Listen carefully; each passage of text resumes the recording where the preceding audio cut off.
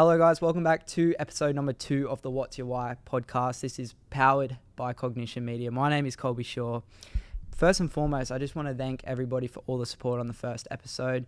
Really means the world to me, and I didn't expect to get the result from launching, so we just want to keep it consistent now and keep making really good quality podcasts and getting quality guests on. So I thank you everyone for all the support. We have a really special guest on today's podcast episode. He's one of the best real estate agents in Newcastle, Mr. Jesse Wilton. How are you today? Yeah, good, Colby. How are you? Yeah, good, man. Good. I'll just get you to just put that a bit closer. Yeah, bro, that's better. Talk to me about the start of 2024, that first quarter. What has it been like, man? And how has that differentiated to previous first quarters?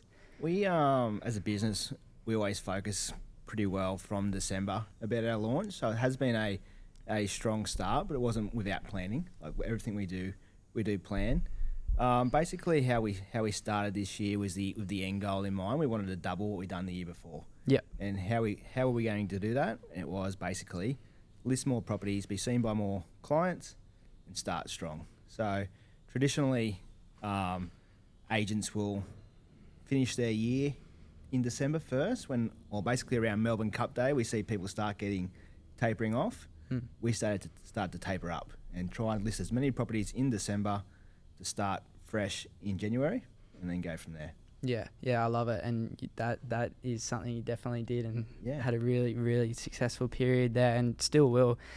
Talk to me about how is this first quarter 2024 differentiated to other previous years, or is there any similarities you're finding in the market to previous years? The only difference between this year and the previous year is the previous year in 2023, our focus was on launching a business. For sure. So we launched our business in March 2023. Yep. I think it was March 15th. At that time, we were going through basically wrapping up our agreements with our past employer and past shareholders agreements, and then getting a new business started. So we had our focus was on two things. In 2024, our focus has been on one thing. We're off the ground now, and it was about going forward. How it's different between other years compared to 2024 and 2023, I think it has been somewhat same. The more you prospect, the more you list, the more you're going to get. So that's probably been our main focus, is just narrowing it down to that. Yeah, I definitely love that. If someone's looking to sell on the market, when is the best time? Yeah, it's the crystal ball question. No one has one. No one knows when the best. When a client does ask it, I had this asked by a buyer in Sydney about 2 weeks ago. They wanted to sell in the best time in Sydney and purchase in the worst time in Newcastle. It's not going to happen. Like it's almost impossible. We always tailor that question back to the client. What's your why? Like, why are you making the decision now? Are you upsizing? Are you downsizing? What's going on? And then we can break it down into specific parts of the year. So do you want to be on the market when there's least amount of stock, so your house is selling at a strong price? And do you want to be buying when there's most supply? But what we can't basically predict in that part of that year is what interest rates are going to be doing, what the world economics are going to be doing. Like, there can be so many levers that can be pulled that put the market into a different space. So if you're looking at buying and selling in the same market, you're generally going to be okay. You're not going to be able to predict the market. And then there's the old motto, time heals all deals. So if you're buying at a high and you're holding that product for 10 years, you're going to make it back. Like that's all it comes down to it. So the most important part is acquiring the asset. Definitely. Yeah. What's your thoughts on the interest rates? Were they put on hold again yesterday? I think they were put on hold. Yeah. So I was actually reading about that this morning. Yeah. From the RBA, like you can get bogged down in the media. We hear it all the time and get really bogged down into what's going on. So basically, the government and the RBA are saying inflation, it's coming down slowly, but they want it to be quicker. So their lever that they want to pull is if we make interest rates go up, it's going to basically put a pressure on the homeowners, and they'll be focusing on paying back their home loans rather than going by everything else. So it is a short-term pain kind of thing.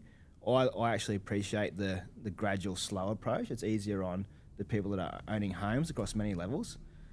But you break it down across this again over the whole nation. Only 30% of the nation are homeowners. So this is only affecting those homeowners. Wow, which 30%. 30%. So That's crazy. You look at it where it's I think it's the older population, they own their homes. So not homeowners. 30% actually have mortgages. So Okay. yeah, that makes more sense. Sorry. So the ones that are already retired in their homes, there's no mortgage, so it's not affecting them. So they can go and spend money. So all the things that these people that own homes that are spending money willy-nilly, it's not affecting them. It's affecting the younger population. So that's where it's hard. So yeah, I think the sooner we get back down to a more stable interest rate, the better our economy will be. I was laughing in our office yesterday how much happier the workforce was when interest rates were 2%. Like everyone was going out and they were buying things, they were buying homes. I get it, prices got out of hand. We needed to bring them back, but people everyone was happy. The people that own the coffee shops, people were buying coffees. The avocado on toast was getting spent. Like everyone had this money to spend, so it was going full circle. Yeah. Now you can see it like every day on the news. Another business basically going into administration. Yeah, it's bit tough times for a lot of people, but hopefully we're coming out the other side of that potentially soon. It's tough. Without pressure, there's no progress. So I love that. yeah, I love that. It's really well said. You're the king of selling apartments in Newcastle. If someone is looking to sell their apartment, what do they need to do? Yeah, so like knowing the market. So the reason why I think it's a big call being the king of apartments, but because there's some other great agents. I'll title you that as the king. I've titled him as that. That's okay.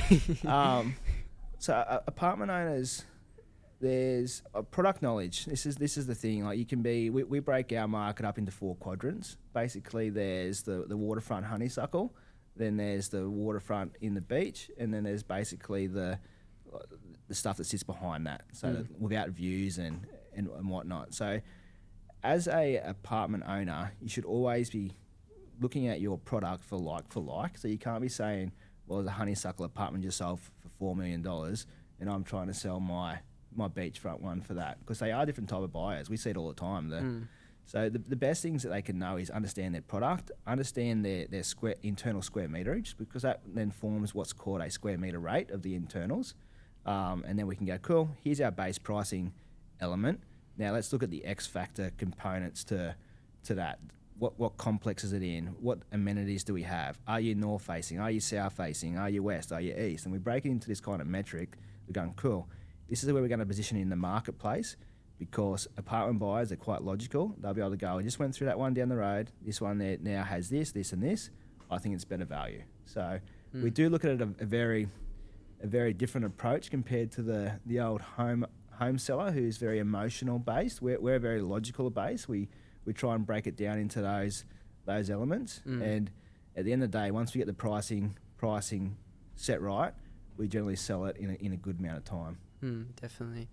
If someone's looking to purchase an apartment, what should they look for? It's a great move. Like we've spoken about it. You've gone, cool, I'm getting into the market, got these first home buyer schemes, which complex should I be buying with? And I said, well, I think the GWH buildings are quite good because they're well fit out, they're a good square metre rate, there's generally a pool, gym, sauna, all those in there. So you pay your strata fees and you get something back for that. In return, yeah. Something back for that. And it's also, it's apartment buying is a good lifestyle for young people, in my opinion, for young people, and then again for downsizers. The middle market is generally where the homeowners are. But for younger people, you get to move into the city, still be around all the amenities, which is cafes and nightlife, all that, and go to the beach. You don't really need to have the car. You can just be getting around the pushy or whatever. Get around on a little moped. It's everything, light rail is accessible. Yeah. And then again, the same principles apply for the downsizers market. Like we see so many times that people coming out of big houses, they're going, cool, I want to be able to be in a complex that I can get to a doctor, I can get to like Woolworths, Coles, all those kind of things at ease and be flat. So anyone that's trying to buy an apartment, they're probably the things that I'd break down, like we just said, is what complex gives me value for money, as in what do I get for my strata fees? Because why are you going to buy into another complex and just get a rooftop terrace? What if I can get a gym, outdoor working space, all that kind of thing? And then be close to things that you don't need your car for. If I can get close to the light rail and get a $2.70 trip into Newcastle Beach, that's pretty good living for me. Like it makes everything else around you in flow. I love that answer. That's really well said. I do my runs along Honeysuckle and you always look up to the apartment, so I just manifest one day maybe I might 100%. might be there. And oh man, it looks like the lifestyle. Hey, just for me where I'm at, like young, Exactly. being a young person. Me and my partner Jordan, that's how we started. So Yeah. I started in a basically leasing a 1-bedroom studio in Mitchell Street, Maryland, which is about 40 squares, and then we moved into a apartment in the McCaffrey building in Newcastle overlooking the beach, and we're in the Essington. But for me, I actually moved into an apartment that was next door to my work. Yeah, wow. So I'd duck home for lunch. I was so much like it set up the pathway for where I am today. So that lifestyle was good. And then we called it the Vortex. Anyway, from Union Street East, we had our community. Like you had a whole friends group there. There were people going to the gyms, the same coffee shops, the same bars. Like we had this big caravan park style community. I was like, cool, we'll see you there. Then you see them down the beach, and it was really, really. It gave you some like this passion about being in the city. Like it was really good. Yeah, no, that sounds awesome. Talk to me about, you've had a really good start to 2024. I want to dive into obviously that business side, but what's changed personally? Yeah. You're really into your healthy eating now and fitness and training and stuff like that. So I just want to ask, have you changed anything at the start of this year to, that's then resulted into some big results business wise? Definitely.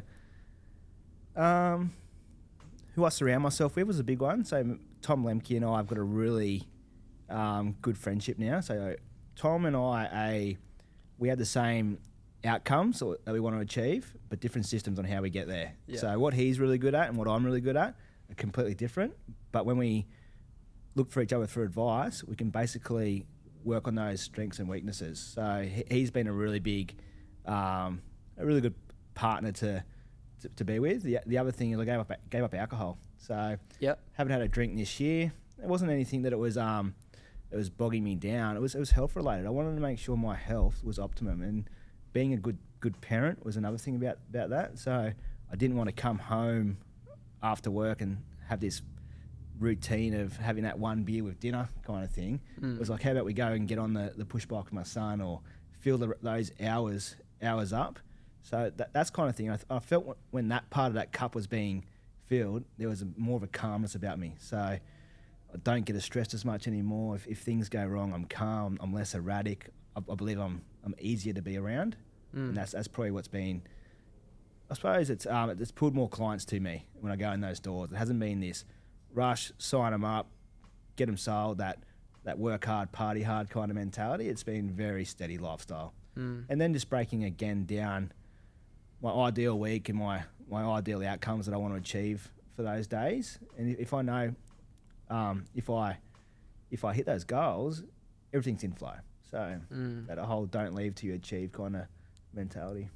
It's funny. A lot of real estate agents say that, hey, like it's all about like being like in flow, like being dialed in and then things come to you when you're 100%. in that frequency. And this is why Tom and I appreciate having, and this is not, I'll talk about Nick soon, but Nick's very somewhat similar to me in some ways, but Tom is in part the opposite, and that's helped me become more whole, seeing what he's doing things and seeing the father that he is, because Tom's got 3 kids, which is amazing, and he's working really hard, so I had to find how to tap into being that really good dad and still get the business into it, and then basically worked out these are the parts of the day that I need to be on. So Tom, I learned from Tom, when he's at work, he's at work. When he's at home, he's at home.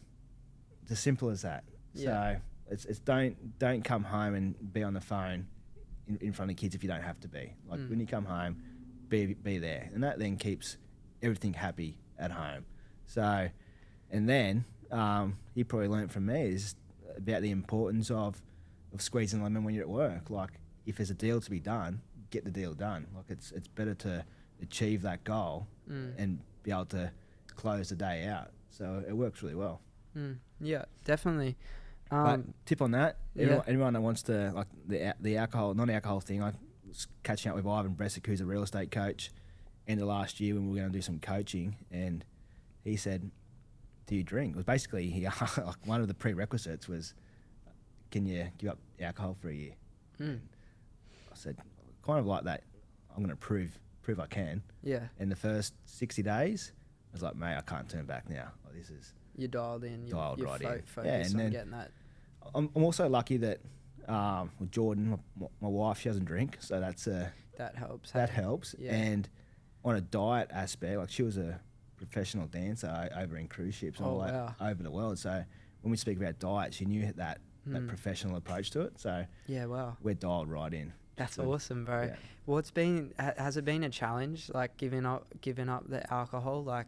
And what's the biggest? Obviously, you've mentioned how dialed in and tunnel vision, whatever term you want to give it. But I just want to touch, because why would, like, I've lost my words here. But basically, how do you feel about giving up alcohol? And then, what are some of the benefits? So I tell you what, the easiest. Yeah. Colby, you go out on Saturday night. Yeah. And you have 8 drinks. Like, we'll call it, just call it a moderate night, whatever. Yeah. How do you feel the next day? Oh, bro, Sunday's like, you're off it. Yeah. I don't feel shit anymore. So I'm happy all the time. Yeah. My happiness is always strong. That's the part of me. So you have a shit Saturday, like a big Saturday night, and then you have a big Sunday. That I believe, so on Sunday you're 100% off it. On Monday you're probably 50% off it. On Tuesday, like, you're fighting back to work 100% again on Friday. So I'm 100% happy the whole day, 7 days a week. Yeah. And I'm on it. Yeah. So that's my why. I wouldn't even sacrifice it for one drink. I love that. Yeah. No, that's cool. That's a great way to put it. If someone wants to, drop the beers or drop the alcohol, what are some steps? Some even minor steps just to build that, those good habits back where you. It's a hard one, and then I'm an advocate as well. Yeah. For getting it out of your system in your 20s. Like, I think my 20s and my 20s set me up for my 30s basically, and so if possible, have that kind of mindset that this is that chapter of my life where I am gonna push the work to the limit. I'm gonna push the social life to the limit and be okay with it. Like, being okay with it is the first step, but also if you are wanting to give it up, then being able to basically speak that goal to everyone else, so the pressure's not out there. I don't get any pressure from any of my friends or family. It's like, cool. They might be seeing that the person that I've become, they don't want to fuck with that either. So no, definitely. So you're training a lot now, and you're eating really well. You mentioned you're eating like whole foods, or is it more? Like, so we eat grass-fed, grass-finished beef. Yeah. Basically, I go through my diet. We basically have eggs and greens and a bit of fish for breakfast. Lunch, I just have some grass-fed rissoles and some avocado, and then dinner will be either protein and veggies. It's pretty simple, and keeping up our water intake. So 3 litres over. What is it? Like I 3 think litres a day or something? I don't measure it to that thing. It's just making sure that you're feeling hydrated. So definitely. That's how simple. Like, I keep our motto: simple done well. I don't go away from it. Everything's done pretty simply, and just stick to it. Consistency is everything. Hey, how is that? How are you feeling? Oh, and just on that, so what led to that as well? I got on the scales in December, and I was 94 kilos, and this was at Christmas time, and there's probably beer weight and a bit of junk food kind of weight, and I've gone, I haven't been this since under 18s footy, and that was a different goal at the time. Like, everything was about being big, and now I'm becoming a dad bod, and I'm 35. I'm like, this is not good, and I was like, nah, and everything I can do is basically cold turkey. Like, if I want to do something, I'll just do it. Yeah. There's no stepping away from it. And so from January 1st, where everyone's goals get set, I was like, cool, just not doing it. I love it. So good. What's your advice to people that are listening or watching now that have goals they've set and they want to achieve them? What's something that you could say right now that could help them stay on that path and stay disciplined and consistent? Well, cool. The best thing about that, goals are adjustable. So I redid my goals yesterday, and it is, what is it? It's like the 7th of May. 7th of May. So 8th of May. And now all the outcomes I still wanted to achieve. So I've got 5-year goals, and I just actually moved different things into different years. I've gone, cool, this is where my life's at right now. I'm going to basically change this and put that there and put this and put that there. Like bringing things forward and bringing things back. And I also changed the language around my goals about how I want to read them each day. And if I read them and they weren't a fuck yes, this is me, delete. Like that's as simple as that. So your goals they've got to be yourself goals. They can't be anyone else's because you think, oh yeah, this person's driving the Lamborghini. So if I drive the Lamborghini, it's going to be me. Like you got to be, what do I want out of life? And that could be, mine are more about, there's a bit of travel. There's a bit about what I want to do with the income I can earn, the person I want to be at these parts of those years. And then setting that kind of next 5 years, which will then tailor into the 10 years. But being okay to tweak them, that's probably my biggest thing. So set your goals in January, tweak them every 90 days is probably my biggest thing. Or review them and preview them every 90 days. And then break your year into 4 90-day blocks and then go again. I like how you said they're adjustable because I'm a massive goal setter. I've been doing it since I was 13, like in a diary, just goals every day. But one thing I learnt very quickly was you can set unrealistic goals sometimes. Yeah. That just said no. Like, why would I even it's good to set goals that are wow, I might not achieve that, but then they're achievable. But then there's just sometimes you just write down stuff for the sake of writing it down. Right. Okay. So it's good that you said they're adjustable. You can they're totally adjustable. And having 5-year goals, like 1 to 3 year goals, your 12-month goals are your most important, and that's what you got to stay in that zone. Cool. If I achieve these goals, I can unlock the door to go to my year 2 goals. That's the main thing. But have it look like that. Cool. Once I achieve these, here's the next stage, and here's the next stage, and then if you feel like that's actually it's unachievable, cool. I'm not going to just say I can't do this. It just needs more time. It needs more time in the oven. That's all it is. And just keep on looking at it that way. Like I've had, same as you, I've had goals my whole life. Jordan and I, we're a big believer in vision boards. So we put on our vision boards what we want and we just work for it. And we're very tunnel vision. We're somewhat systematic and boring, but that's how we work. That's how we function. Yeah. What's your thoughts on the whole motivation versus discipline? Yeah. I try not to, it's so hard like this. Instagram is a false reality. You get on there and it's do this. Like I said, Andy Allen or the car salesman, Alex Simone's. I follow them all. And is that dude who gets people up and tells them they're fat? It's crazy. Yeah, so I follow all these people, but I don't let it bog me down if I'm not doing that thing. So that's the thing that the motivation can do. It's a small injection that you got to do. And I always break this back down to your own why. It's why are you doing this? And some people's goals will be happy earning X amount per year. Like that's where their goal. It's like, cool, if I can earn this amount, the rest of my free time, I can be doing this. That's sweet. But there's this Instagram mentality that you got to go harder, work faster, do all this kind of stuff. And then there's some people that will suit. So you got to first identify is how much am I comfortable with for my work-life balance, and am I doing this for me or for someone else? That's what you really want to know. So discipline's non-negotiable though. Like motivation, discipline, they're chalk and cheese. Discipline is going, cool, I've now identified what my why is. Here's what I need to do every day to achieve that why. Stops. Full stop. Full stop. Mic drop. If someone's I put this in quotation marks, not motivated, they're at rock bottom, they're not, they're kind of going through the motions a little bit. What's your advice? How can they slowly climb the ladder up out of that slump? First, speak to people. Like that's probably the communication is, put it this way, if someone told me they were having a hard day right now and they needed my help, my day drops for them.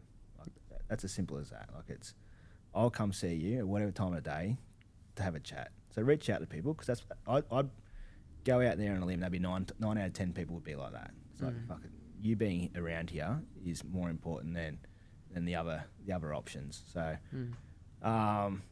speak to people and then just focus on your health. Like when the shirt fits better, the mind's clear, all those kind of things, good things happen. Like it's as simple as that. And then surround yourself with good people. Great advice. Yeah. I love that.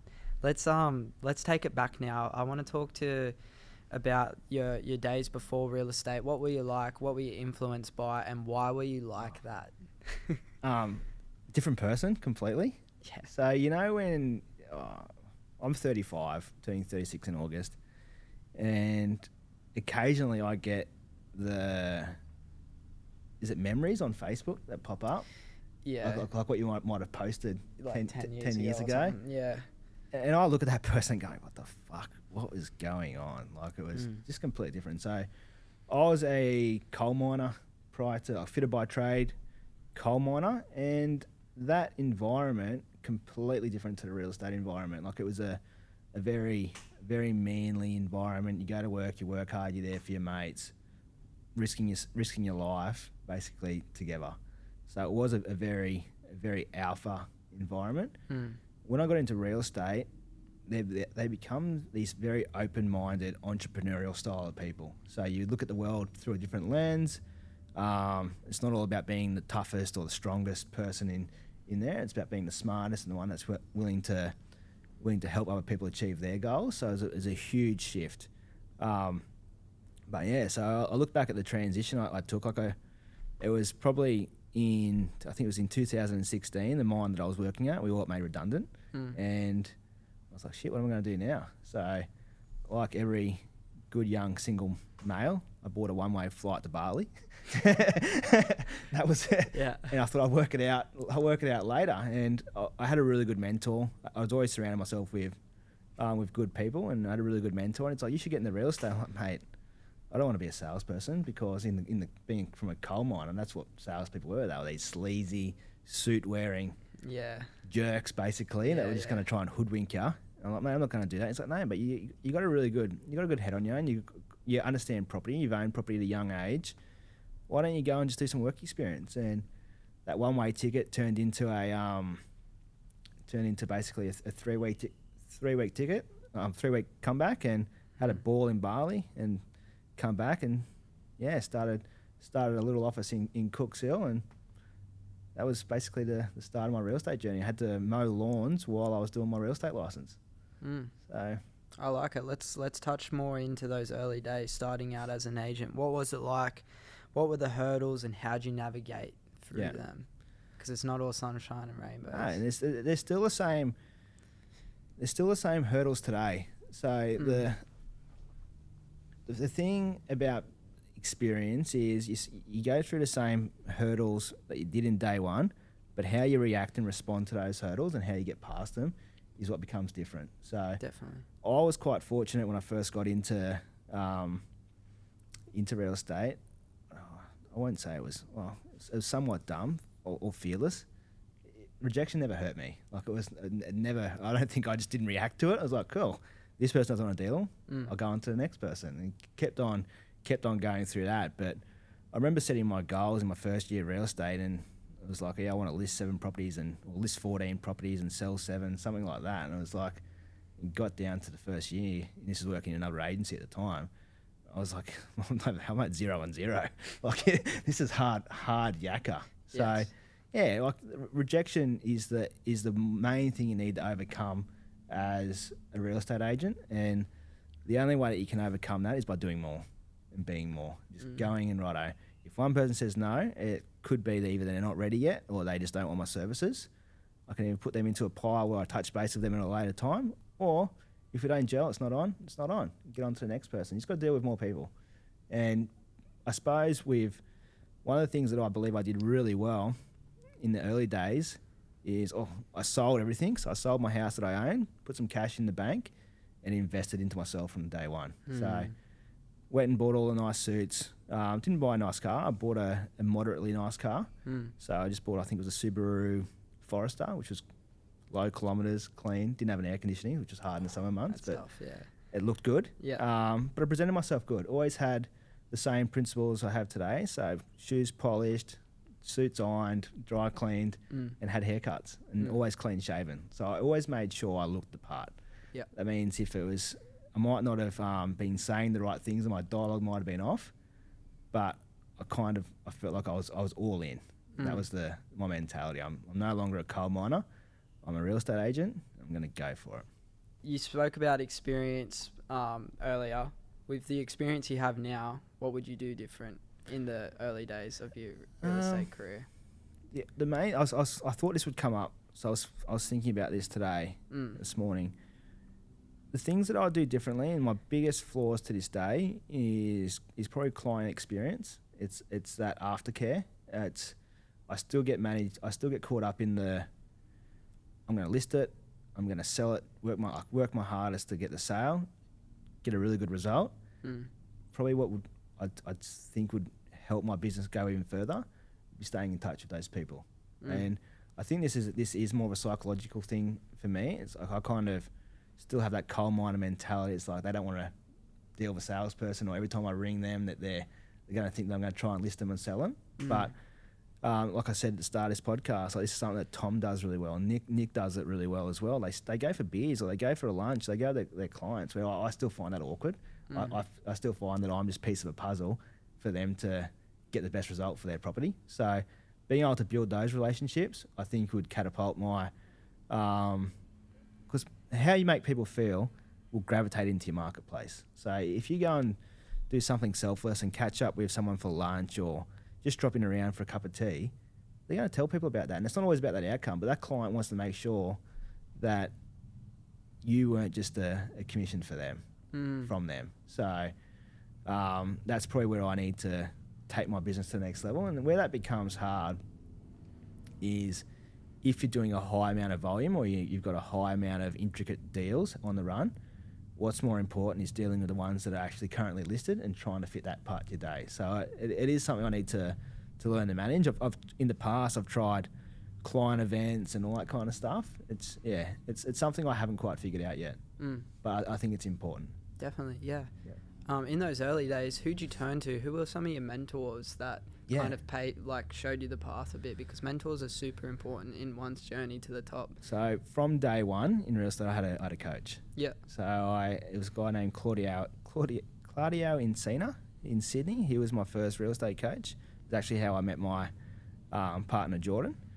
So we got coached by him. Some of my mentors now, or in the early days, I'll speak about it. Mark Kentwell was one of my good mentors. So Mark, I still speak to all my clients and anyone in the marketplace. I learned so much from Mark about business. So he was the enigma. He knew sales 101. Like he just knew how to make people, inspire people to take action. So I learned a lot about that. I learned a lot how to basically skin the cat from other angles. So if something wasn't going right, we needed to work on the things that were going wrong to basically bring the deal back together. So that's how you get the outcome. Charles Bainey, who was a real estate coach in Sydney, he basically, when I won the Rookie of the Year awards at my previous firm, I spoke to him probably 5 times a day as a coach, and we worked in a very hard part of the market when we won that Rookie of the Year, and we were the first rookie in the year to write a certain figure at that time. Like we broke all the records, and I would bring him on if I wasn't able to bring a deal together. I'd say, Charles, we're getting on the phone, call this buyer and this seller, and we're gonna have a 4-way conversation. Wow. And we're gonna, because sometimes I just need to hear it from the other person in the room, and I'd bring in those people. So, and I wasn't scared to do it. In my early days, like I've caught up with Gavin Rubenstein, Shannon Whitney down at Bressick Whitney. I'd just go down and see him. And I had no fear about reaching out to people. It was like if someone said, you need to go and spend some time with a real estate agent, like, cool, these are the ones I want to go, and I'll just ring them. Yeah. I'd go and do it. So that kind of touches on my next point.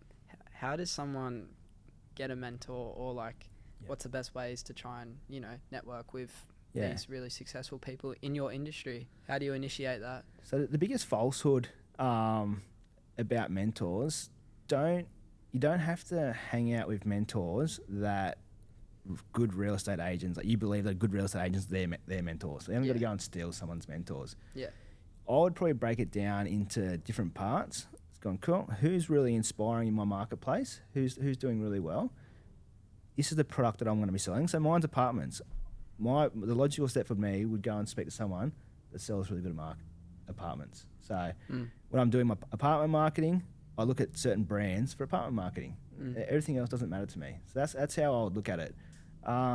Getting in touch with your parents as well. Your parents it can be your greatest mentors. Like, definitely. What went well for you growing up? How would you do things? How are you seeing through this? Like, speaking to those wise owls, they haven't got to be billionaires to be mentors. They've got to have good values.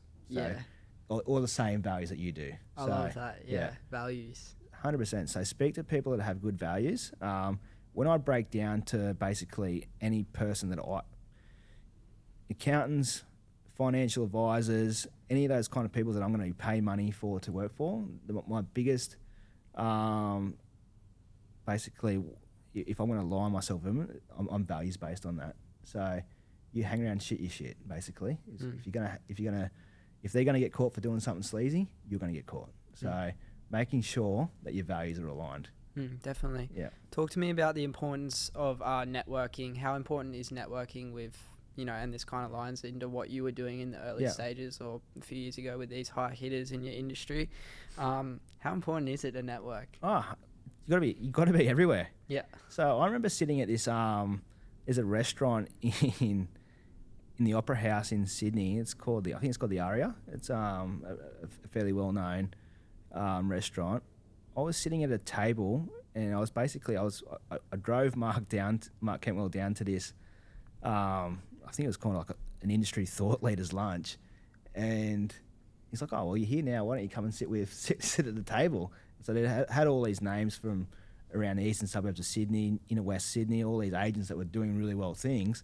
It's like, fuck, I'm sitting at this table. I'm a first year rookie sitting here. I was like, well, fuck, here's my opportunity to ask questions and ask them in a polite way. You don't just speak out of school to be seen. If someone starts a conversation, having a skill to keep that conversation going, having your ears open and your mouth semi-closed. So being able to listen more than you're speaking is a really good thing. They're the kind of thing, and taking every opportunity. If someone asks you, cool, someone asked me to be on a podcast this morning. Did I have other things I could do? Yes, of course. Is this important for me to be seen by both our platforms? Yes, it is. Do it. Just do it. Don't think about it. You sent me through a script. Didn't read the script. So, they're the kind of things. Just being able to read the play on those networking situations. I was asked last year to speak at a Honey Young Professionals event. Do I like speaking in front of groups of people? No, I don't. It's not my thing to do, but I'll do it. I'll put myself in those positions to be out there. So, I see it all the time with young associates. We ask them to go to B&I events. I'm like, oh, I hate speaking in front of people. I'm going, what do you do for a living? I speak in front of people. Cool. This is going to make you better at it. Yeah. It's going to make you better at it quicker. If you want to be really good at being able to speak to more people, just do the things that are hard. So, so networking, do more of it. The hack to networking is networking at things that you enjoy. So, right now, we sponsor the Wanderers Rugby Club and other sporting clubs. I like hanging around with those people, so I'll go to them. They're the kind of people I like hanging around. So, at the moment I'm looking at buying a boat.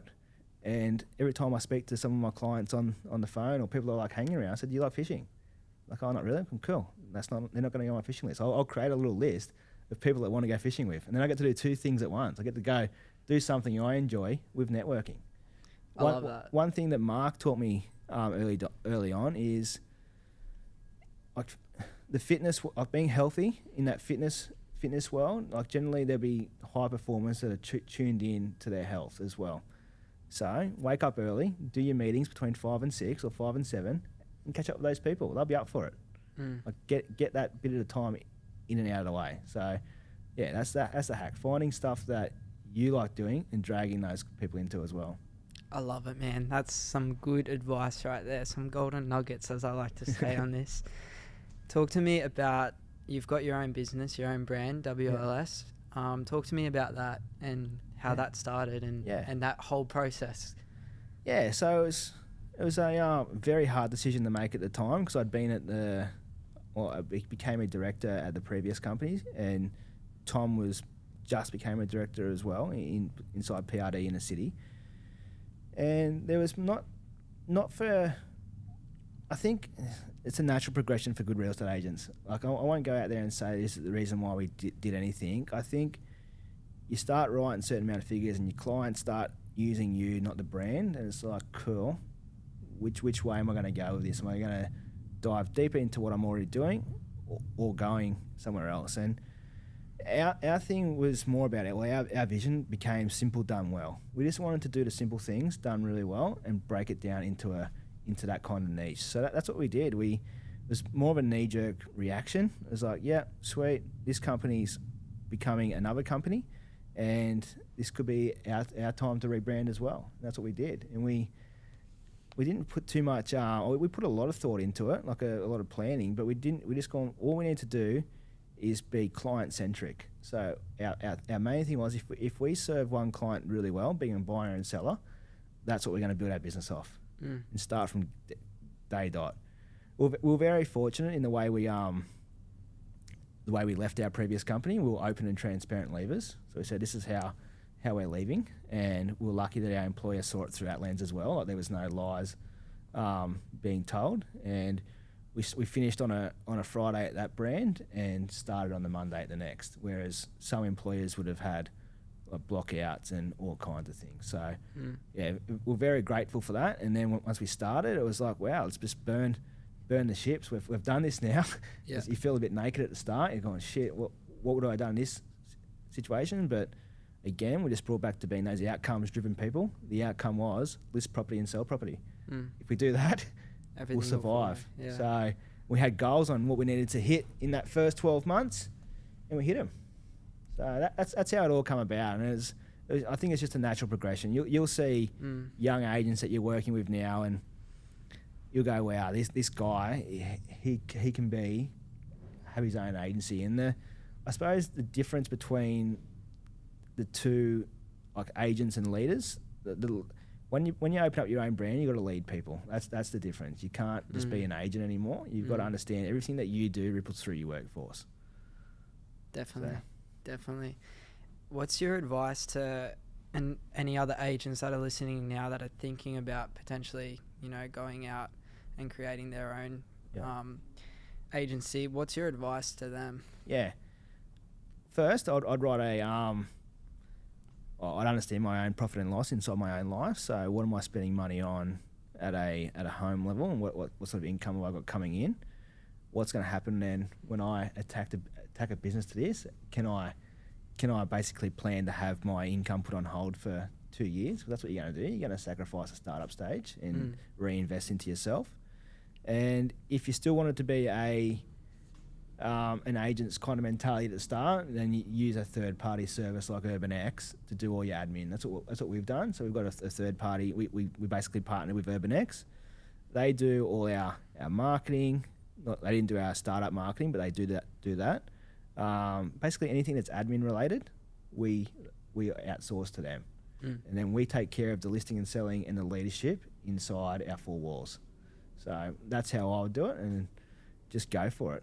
Once you start, just don't look back. There's no rear view mirror in business ownership, in my opinion. It's only out the front. That's why the windscreen's bigger than the rear view. Just keep hustling forward. Such a good quote, hey. Such a good quote. Oh, just don't look back and don't think, oh, fuck, it was better where I was before. I don't have any doubt.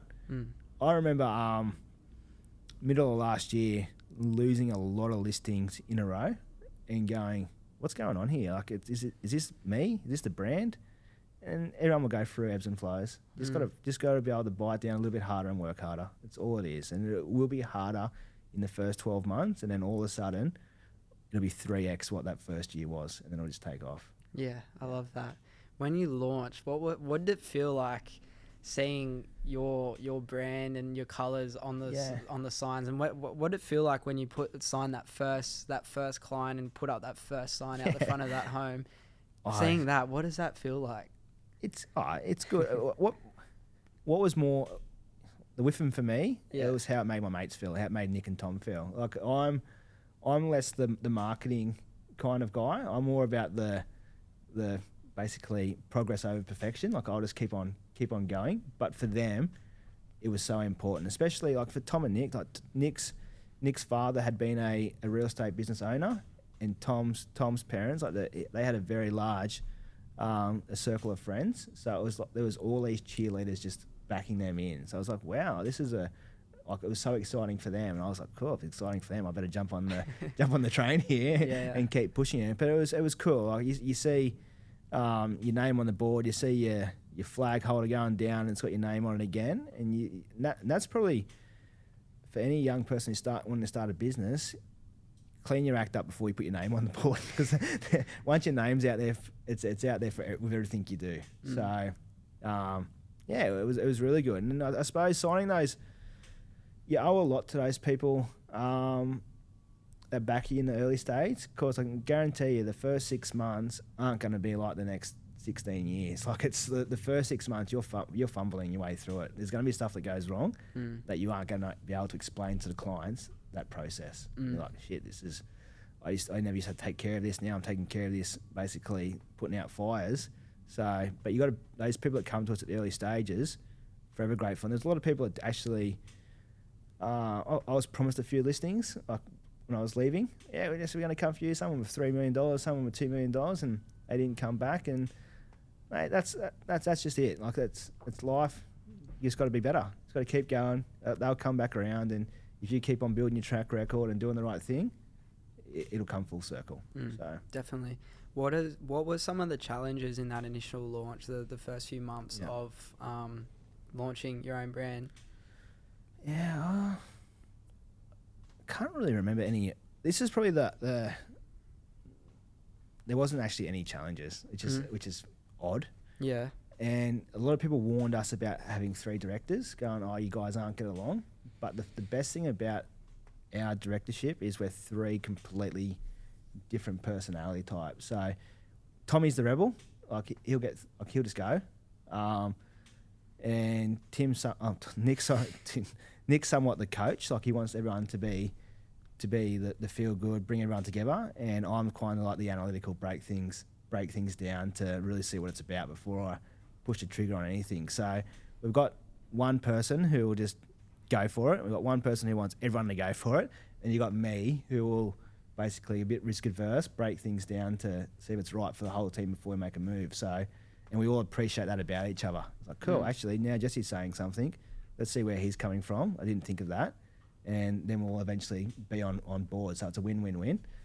The challenges, I suppose, that we all made ourselves aware of was, and we've basically done a shareholders agreement to make sure this was all okay, is the challenges was, if one direct doesn't do really well, what's the consequences? So if they're not pulling their weight, because we're all thirds in this business, is there a clause here where we can vote them out or basically change that? So there's had to go through all that kind of inoculations on worst case scenarios and keeping the friendship alive. So we had our 12-month dinner a couple of weeks ago, and one of our biggest highlights for ourselves is our friendship was still, if not better than what it was when we got into it.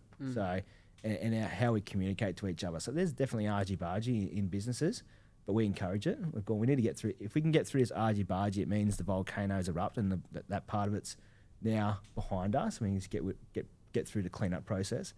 So we encourage that communication.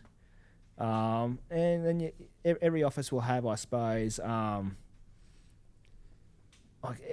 real estate, it's a funny beast. So we look at the leaders of the business very close, and so how do we make sure everyone else underneath us is very close? And that's hard because especially in those associate style level, they're all trying to win. So it's a race to see who's winning the most, which can create doubt. It can create all those things. So how do we inspire? How do we make sure when one person's on and the other person's off, how do we bring them all back to a level playing field? So that's probably the one thing that we've had to try and work on, and it's probably our biggest our biggest quest. Another thing that we had to reevaluate recently was our vision. Like, we had to go, cool guys, this is what we've done in the first 12 months. Let's break it back down to why we got into business ownership, what the ideal next 10 years looks for us, and basically how do we narrow distractions in case anything comes from us that's not in our vision. How do we close the door onto it quickly?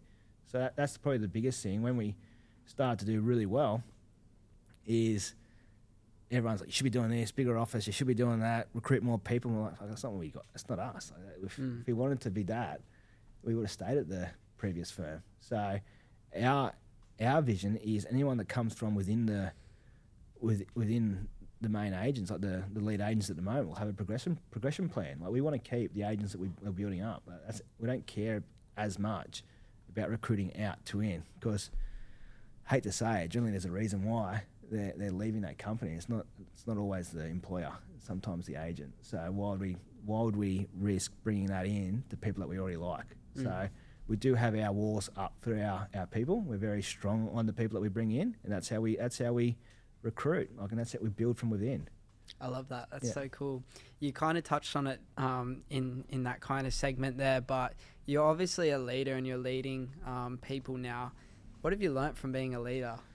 Well, the definition of a leader. It's people. This is the hardest part about being in leadership. People have got to want to follow you. They've got to want to follow you because there's an outcome or a vision, a destination that we all want to achieve. So that's the hardest thing. And I still, I've got to remind myself each day that there's a ripple effect of things I say, things I do, and all that kind of stuff. It's a constant battle. So, and this is the hardest thing about leadership.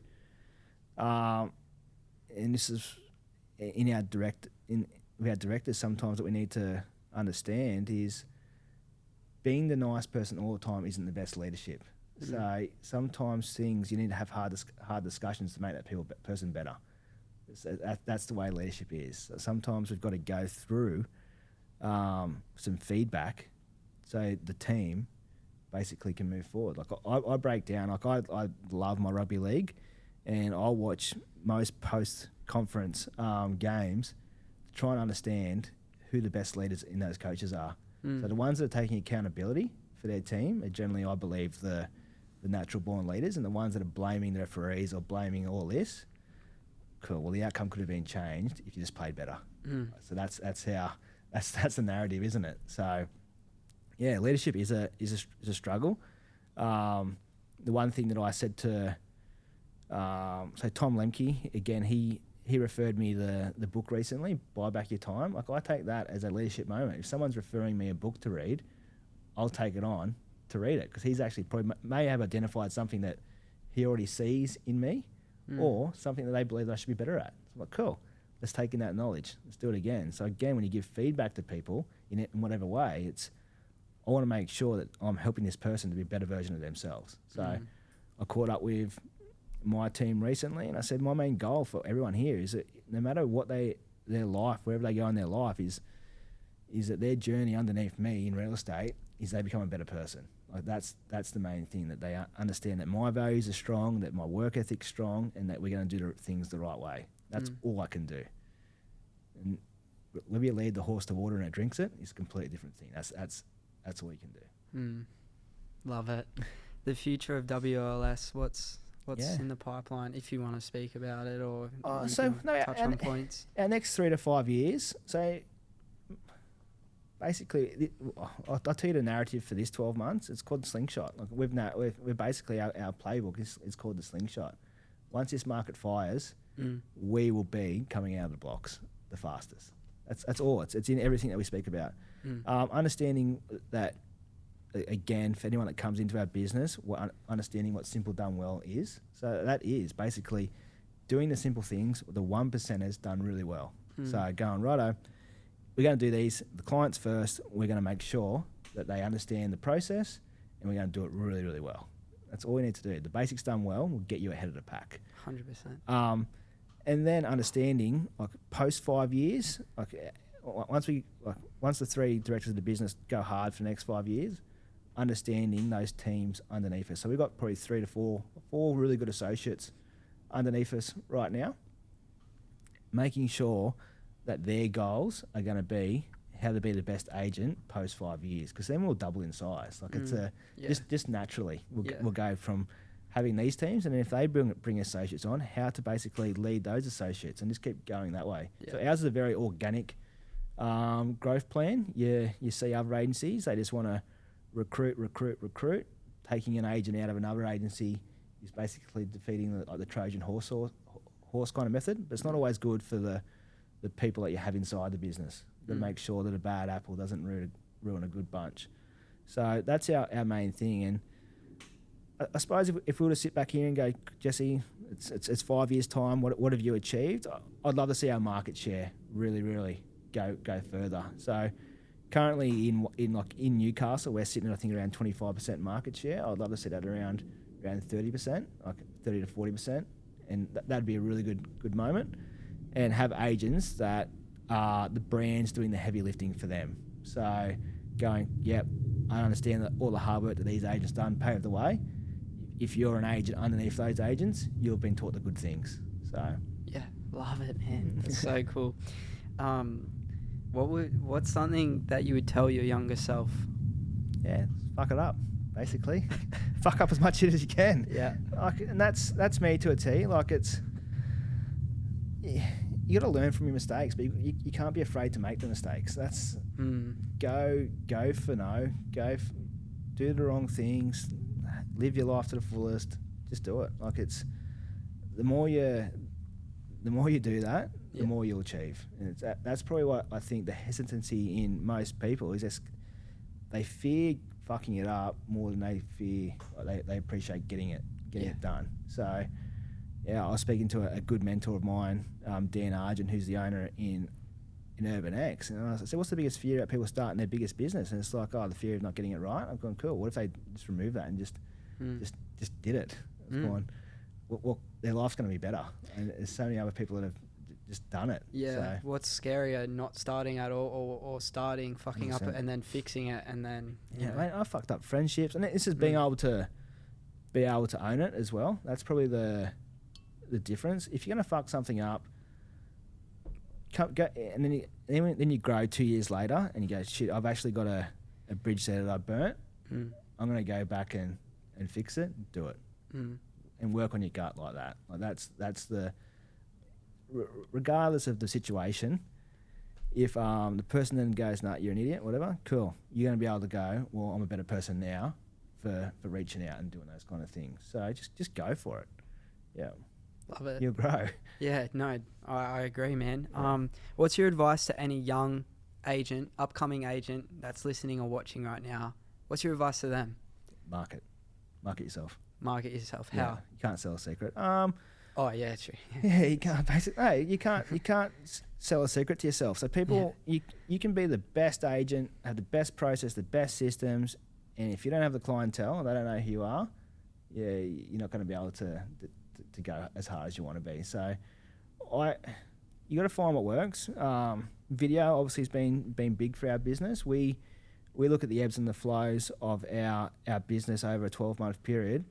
When we're going hard in the paper, hard in letterboxes, hard on the videos, we're getting a lot of clients. And there is a pressure point, I believe, in the marketplace where they'll get overseeing you. So you got to rest it and then go again. So like we know when we're in the letterboxes too much because people are ringing us going, stop this shit.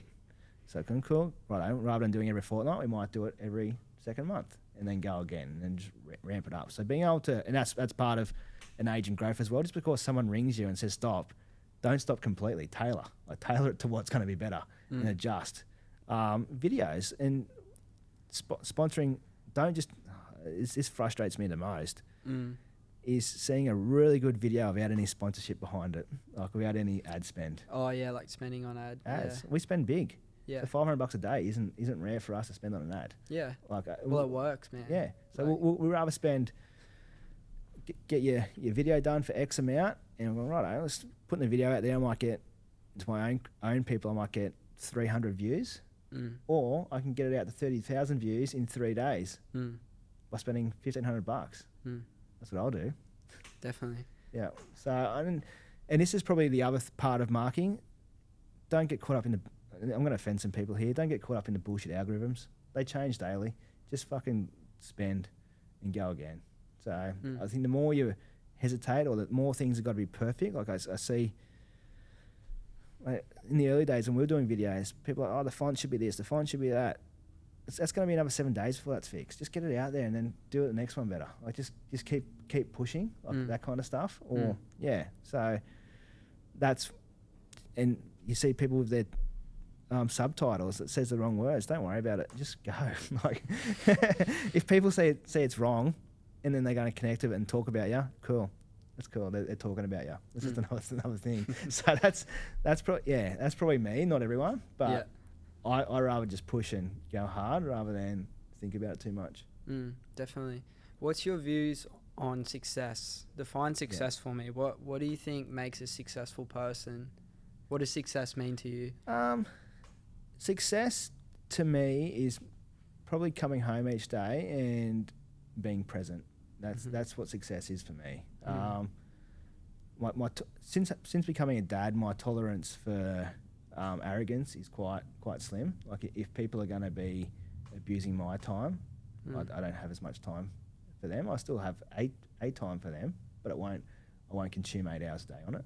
So success for me today is I think it's a Daily Dad Instagram like page, and it's like there's all these actors sitting around a table, and they said what success is to them at that point in time was their dads or their kids wanting to hang out with them at an older age. That's what success looks like to me, is going, cool,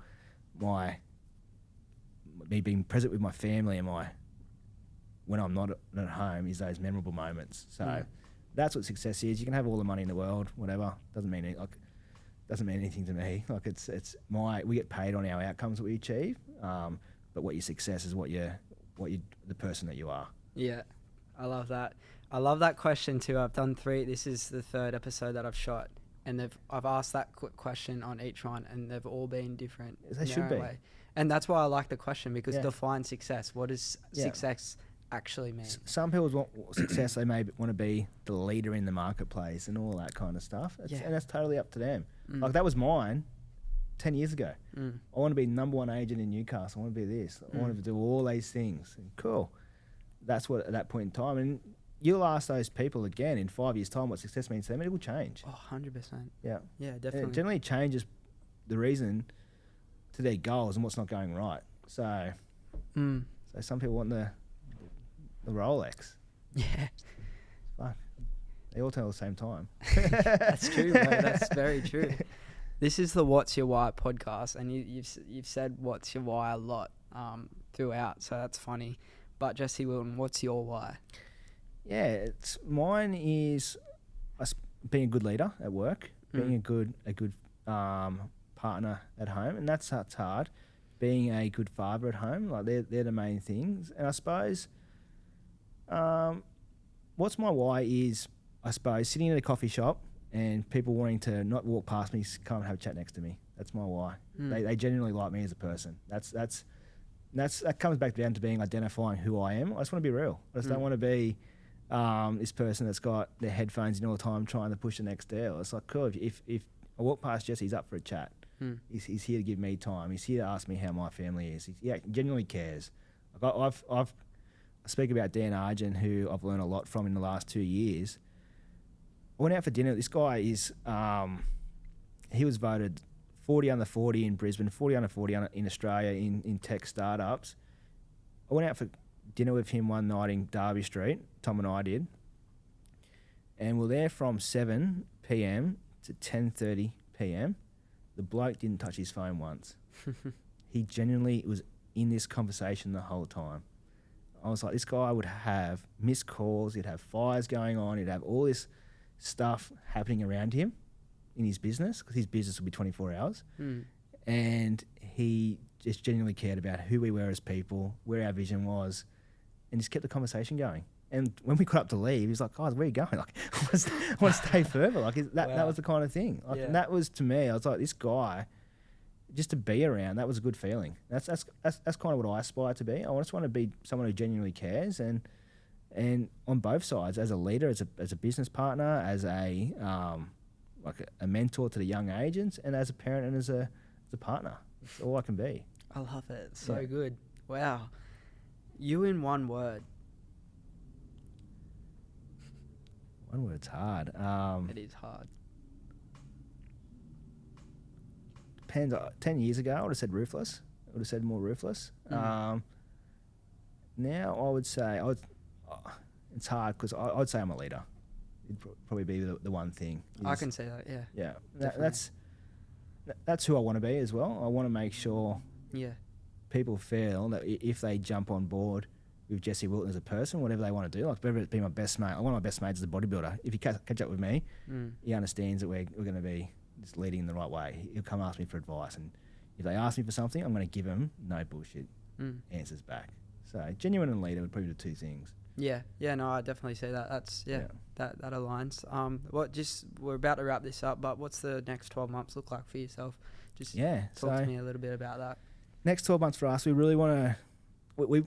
It's hard. Like the market's changing. There's a quote that a coach gave to me, Charles Bainey gave to me, and it was the market changes before we do. So I feel that all this interest rate talk right now is going to put a hold on things. If they go up, there's going to be some pain in the market. So prepare for that. And just getting sales done the right way. So what I mean by that is a listing presentation should be won from a client on good advice, not on highest price. So that's what we go up against so many times. It's the highest price. Oh, yeah, this person said we could get that. Cool. How about we give you the good advice, right, so we can get it done? Because if people are hurting financially, they're going to appreciate being sold more than the fluff. It's like, I need to be sold quickly. I need to get that outcome quickly. So being able to preach that to our clients as well as our team, so we're still got our high ethics in the marketplace, and just keep on doing what we're doing but doubling down. So